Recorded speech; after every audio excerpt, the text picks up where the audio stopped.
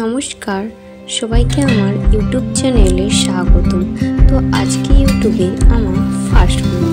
তো যেহেতু আজ ফার্স্ট ব্লগ, আজকের দিনটাই আমি খুব স্পেশাল দিনে আমার ব্লগটা শুরু করেছিলাম।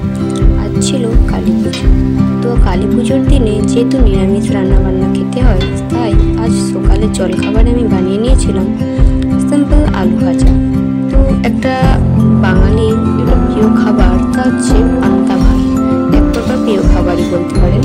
পান্তা ভাতের সাথে ঝাল ঝাল আলু ভাজা বেশ জমে যায়। সকালটা একজন খেটে খাওয়া মানুষের বাড়িতে ঠিক এই ধরনেরই রান্নাবান্না হয়।